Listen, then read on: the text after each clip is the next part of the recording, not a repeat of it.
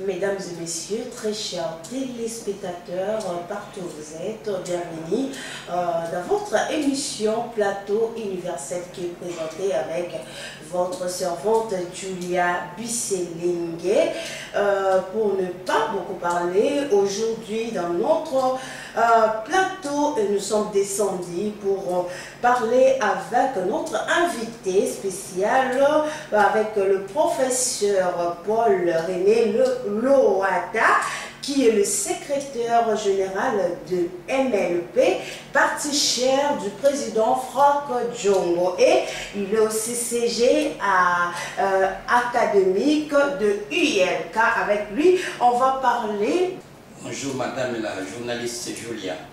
Comment vous allez, comment la santé d'abord de votre parti cher MLP? MLP, le mouvement longuiste et progressiste, se comporte très bien en ce moment. Voilà, nous sommes là pour débattre sur le sujet, l'ère des élections, avec vous, parce que nous avons vu le président Franck Diongo a déposé sa candidature à la présidence. Est-ce que vous êtes prêt pour les élections du 20 décembre 2023?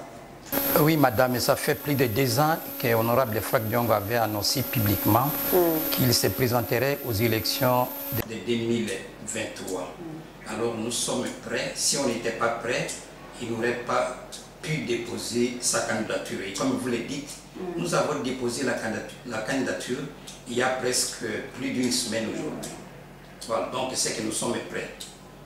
Qu'est-ce que vous a donné la force et cet espoir-là? Parce que les gens attendaient que non, comme d'habitude, le MLP parle souvent qu'ils vont faire ça, ils vont faire ça. Après, à la fin, ils n'ont pas arrivé à réaliser. Qu'est-ce que vous a donné la force d'affronter cette épreuve, cette élection de 2023?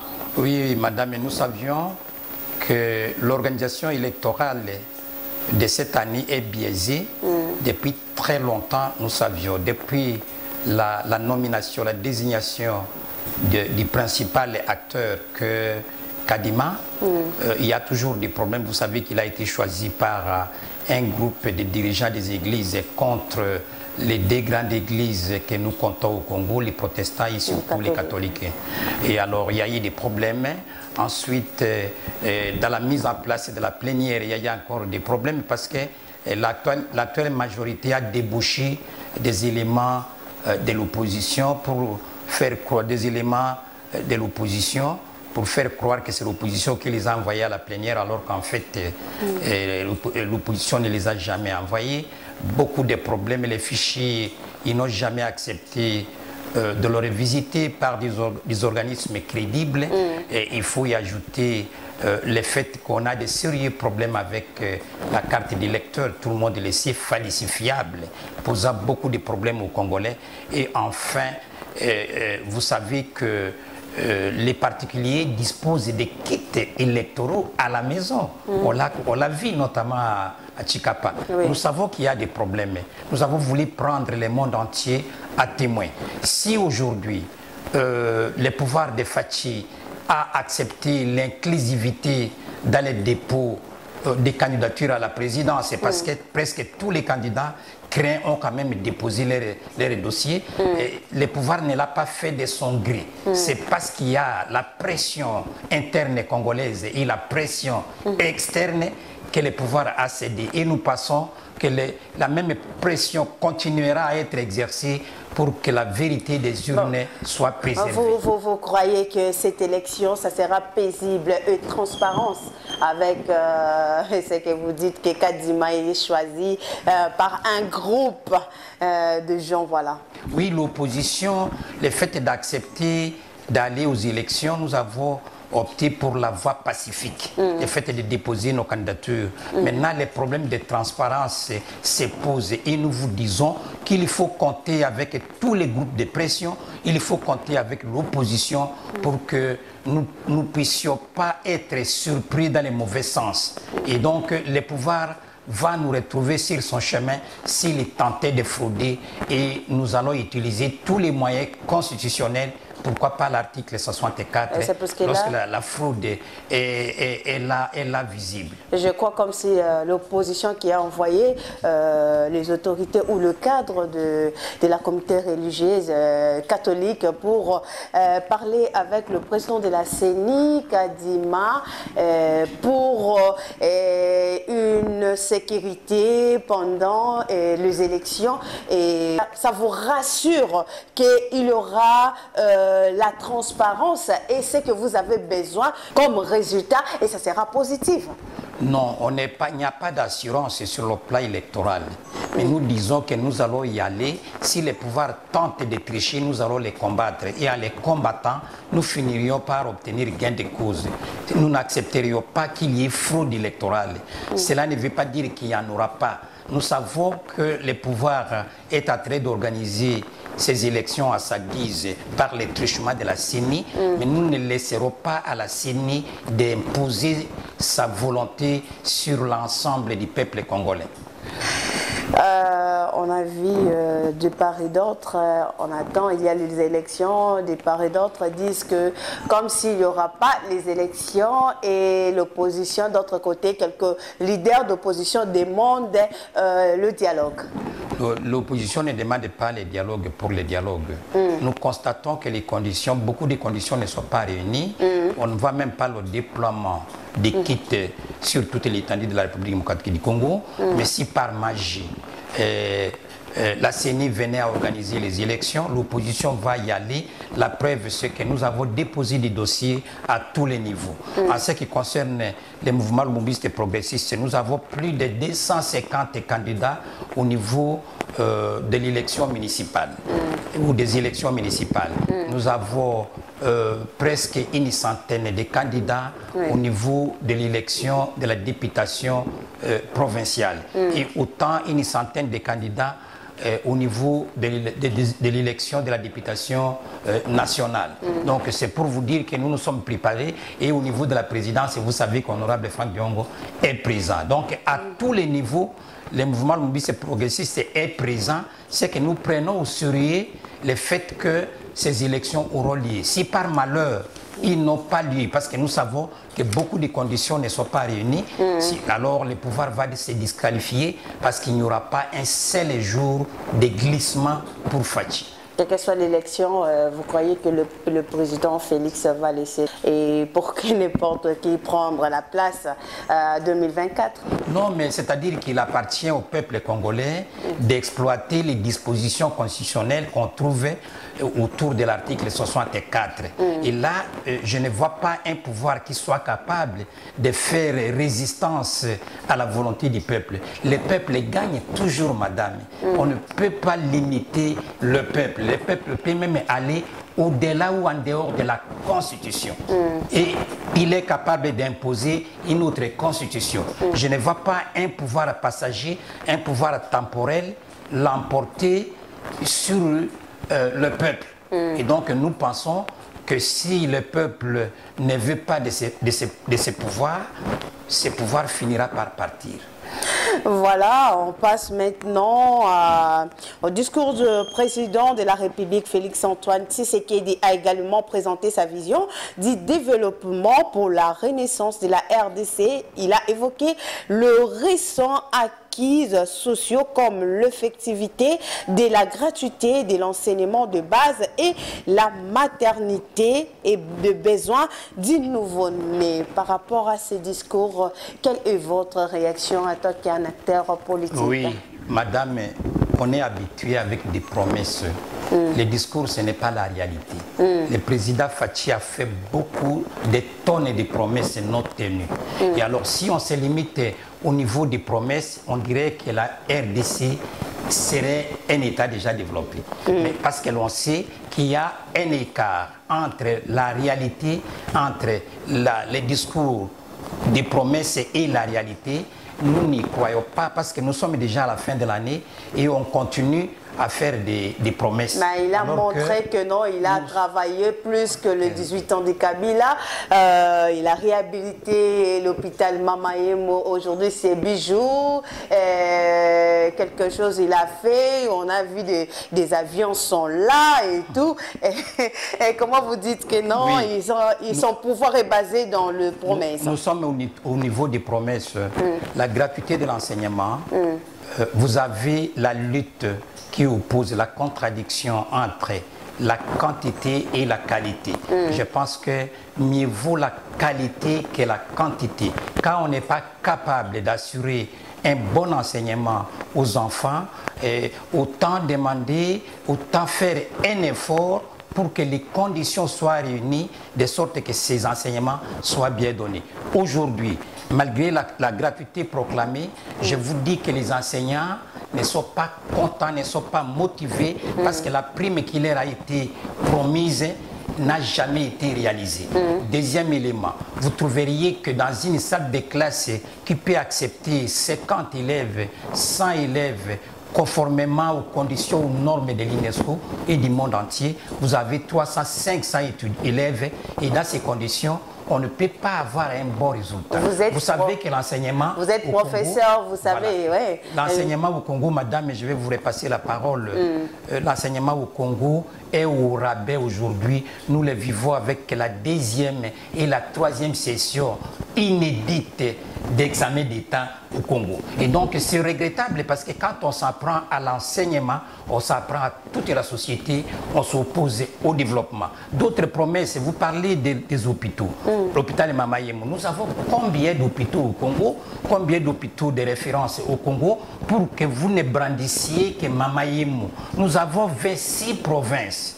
Et dans chaque province, vous trouveriez une dizaine, une vingtaine d'hôpitaux de référence. Et si Mamayemo a été refait, une centaine d'hôpitaux congolais ne l'ont pas été, alors pour ma part, je ne pourrais pas mettre en exergue cette réalisation. Je ne vais pas aller dans quelles sont les conditions qu'on a utilisées pour réaliser le travail auquel vous faites allusion à Mamayemo. Mais si vous brandissez 1 sur 100, je pense que même du point de vue statistique, on ne peut pas avoir un argument cohérent pour défendre un tel projet, une telle réalisation. Et le projet de la gratuité de la maternité. Nous en sommes au stade préliminaire et comme nous sommes encore au stade préliminaire, cela relève de la promesse que de la réalisation. Nous attendions son application 1 an, 2 ans pour qu'on puisse en faire une évaluation objective. En l'état actuel des choses, je vous dirais que ça relève de la promesse. Un pont sur la rivière Luapula réduire de 300 km de la distance du camion venant de Dar es Salaam, construit de part et d'autre de routes postées des douanes, postes de douane. Historique, moment vaincu en direct. Pendant des décennies, on n'a pas vu que non, les routes étaient faites par-ci, par-là. Évolué. Pour vous, c'est une réussite pour cette pouvoir de Félix Tshisekedi dès son 5 ans. Oui, vous voulez parler du transport. C'est encore une espèce de casse-tête, les transports. Il est regrettable qu'un État, un pays comme la RDC, n'ait pas une compagnie nationale viable. Vous connaissez aujourd'hui que Air Congo, Congo Airways est en difficulté, est en faillite. Et donc, le pays n'a aucune compagnie nationale qui appartient à l'État. Et il faut le regretter parce que quand on avait accédé à l'indépendance, on avait plus de 32 avions qui volaient non seulement au Congo, mais dans le monde entier. Aujourd'hui, nous n'avons aucun avion. On n'a aucun avion, c'est déplorable. S'agissant des travaux de rapprochement de la Zambie, et même par ricochet de Dar es Salaam et de Lubumbashi, si l'œuvre se réalisait, nous allons à un niveau, il y a ouvrage. En ce moment, c'est une œuvre qui va se réaliser. Et on a lancé les travaux, ils n'ont pas encore eu lieu. Je ne souhaite pas qu'il y ait des difficultés, mais j'aurais souhaité, sachez très bien que le Congo a 9 voisins. 9 voisins, si les mêmes rapprochements se faisaient entre le Congo et tous les autres 9 voisins, j'applaudirais. Vous prenez un exemple et avec un seul exemple qui ne fait pas tache d'huile et vous dites qu'il faut applaudir, madame. Non, il faut même regretter. On aurait souhaité, nous avons les moyens de lancer ce genre d'initiative autour ou auprès des 9 voisins que nous avons. Or là, c'est 1 sur 9. Encore, comme je l'ai dit tout à l'heure, et même si l'ouvrage serait important, même s'il faut commencer par là, j'aurais souhaité que ça fasse tache d'huile. On ne peut pas célébrer quelque chose qui n'a pas encore existé. Mais comme ça relève de la coopération entre malgré l'usine, il y a cuivre, il y a tous ces salamis, il y a toujours, voilà. C'est toujours négatif. Donc nous pensons, pour notre part... Moi je demande si c'est toujours négatif. Non, je voudrais dire que si cet exemple réussissait, il faut l'étendre à d'autres frontières, il faut l'étendre à d'autres pays, et c'est à ce moment que nous allons applaudir. On ne peut pas faire un projet aujourd'hui à 3-4 mois des élections et avant même l'évaluation, avant le commencement. Vous ne pouvez pas me demander d'applaudir parce qu'on ne sait pas où on va, on ne sait pas pourquoi ça doit commencer aujourd'hui, alors que Fathi est au pouvoir il y a plus de 4, plus de 5 ans. Donc on aurait souhaité qu'il commence plus tôt pour qu'aujourd'hui nous assoyons à l'évaluation. Alors on voudrait commencer aujourd'hui, l'évaluation interviendra 5 ans, 3 ans, 4 ans après, peut-être que Fathi ne serait plus là.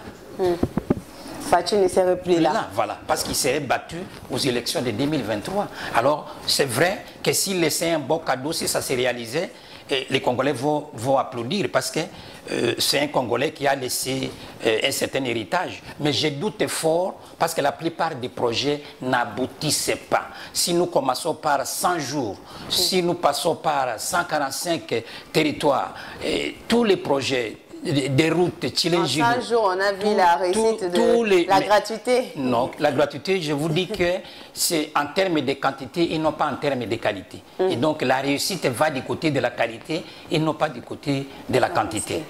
Voilà, quand les enfants ne savent ni lire ni écrire et qu'on leur donne un diplôme, c'est un simple papier qui ne représente rien. Voilà, le développement s'est fait avec la qualité et non pas avec la quantité. Voilà, merci beaucoup, professeur Lowata. Nous passons maintenant à la sécurité, le départ de la MONUSCO en RDC. Au conseiller de sécurité de l'ONU, les États-Unis, par sa représentante, on demande au FARDC de couper les liens avec le FDLR, mettant ainsi fin à une relation qui préoccupe depuis longtemps le Rwanda. Nous exhortons également le Rwanda à cesser de soutenir le M23 et à se retirer du territoire de la RDC. Waneza discours, il y a représentante, il y a ONU à partir des États-Unis, tant au président, Alobaki Makambo Etali, sécurité, il y a Est du pays. Quelle est votre réaction? Oui, ma réaction, je constate avec regret que la communauté internationale est en train de faire de l'équilibrisme, est en train de donner l'impression d'être au milieu du village. La vérité, c'est que si le Rwanda qui détruit le pays est présenté comme un acteur fort, c'est cette communauté, par le truchement des multinationales de leur pays, qui arme Kagame et tous ceux qui ne veulent pas du développement de la RDC. Alors, la vérité, on ne peut pas la remettre en cause éternellement. Les gens savent très bien que si le Congo a des difficultés, c'est à cause des relations que Kagame entretient avec les grandes puissances et les multinationales de ces grandes puissances. Et si aujourd'hui, on pense faire l'équilibrisme, le ninisme, pour dire que c'est parce que la RDC... Est-ce que vous avez vu une seule portion du territoire du Rwanda où l'on trouve la guerre? La guerre s'est faite depuis 1997, la période d'Afdel, la guerre se déroule sur le territoire congolais. Alors, qui est victime dans ces conditions? Si FDLR, dont on fait allusion, avait un pouvoir, si FDLR, dont on fait allusion, était armé par le Congo, je pense qu'FDLR aurait déjà porté la guerre sur le territoire du Rwanda. Et alors, l'argument utilisé par la communauté internationale corrobore le sabotage, oui, corrobore c'est que Jean de La Fontaine a toujours dit la raison du plus fort est toujours la meilleure. On ne veut pas condamner les Rwandais, on ne veut pas sanctionner les Rwandais. Tout le monde sait aussi au vu que c'est les Rwandais qui violent, c'est les Rwandais qui a fabriqué les M23. On ne veut pas les punir et on cherche des faux fiants. Où sont les FDLR? Si FDLR avait des moyens, elle porterait la guerre sur le territoire rwandais. Ce sont les Congolais qui meurent en millions. Ce sont les richesses congolaises qui sont dilapidées. Ce sont les pillages sont commis en RDC et on nous dit que nous devons arrêter de financer, nous devons arrêter d'aider FDLR. Qu'est-ce que FDLR a fait? Où sont les preuves de la collision entre FDLR et le gouvernement congolais? On n'en trouve pas. Est-ce que la MONUSCO, c'est important toujours de rester dans notre pays pendant l'heure des élections, le temps des élections? Oui, nous savons que la MONUSCO n'a pas atteint les objectifs officiels de sa présence au Congo. Même les communs des mortels, les Ouazalendo et d'autres réclament son départ. La MONUSCO doit partir parce que qui dit la communauté internationale dit également la MONUSCO.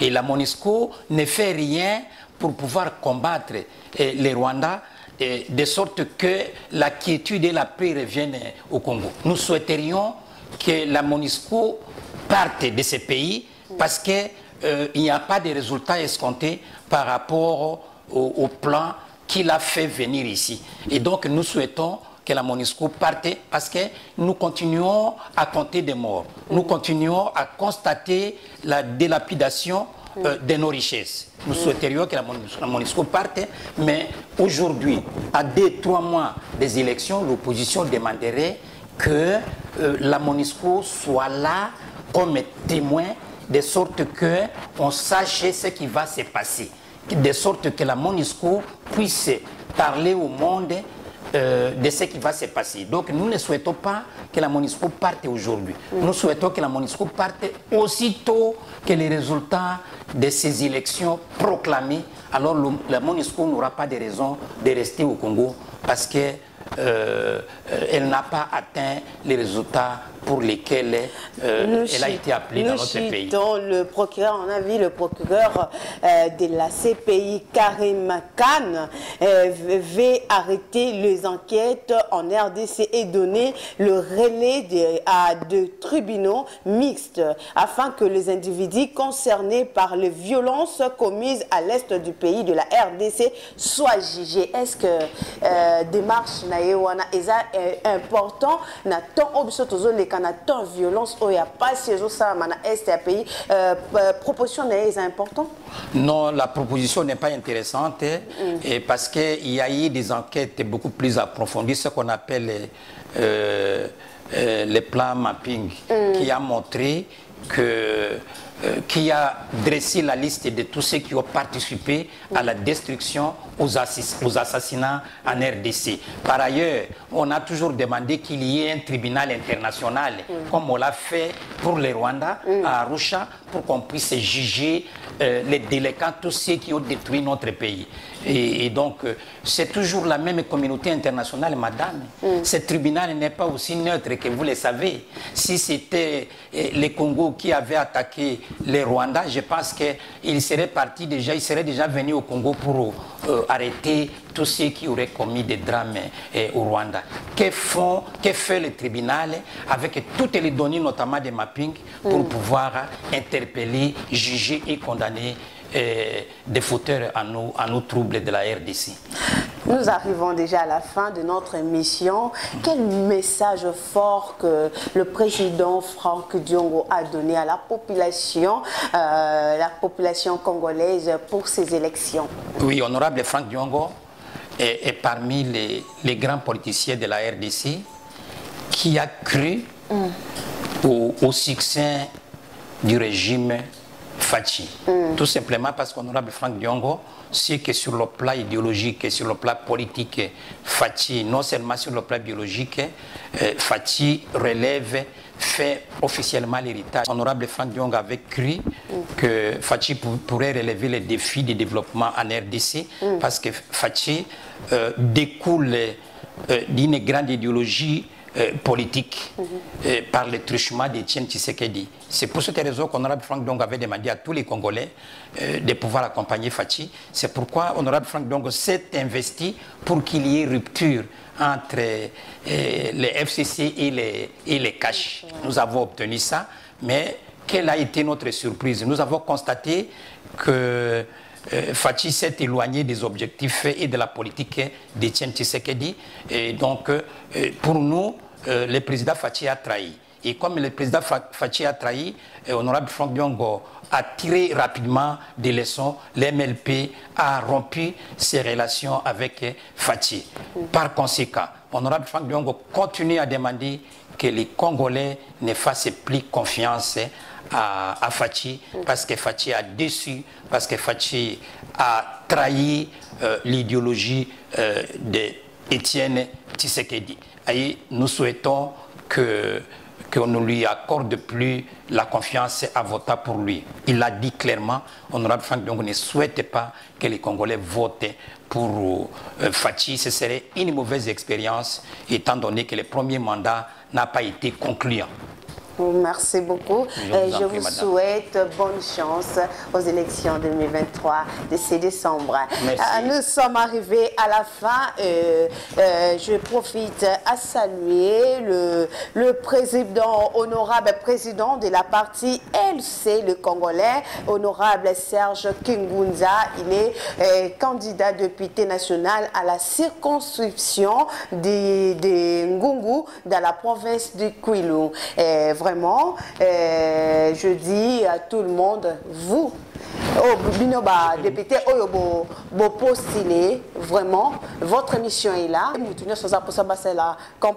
Nous sommes là, plateau universel est de retour. Contactez-nous sur ces numéros et au Kozwa Ngaimoko, Madame Julia Bisselenge. Papa, mot de la fin, Nabatunyon Sobazozela, professeur Loata, et maintenant il est candidat.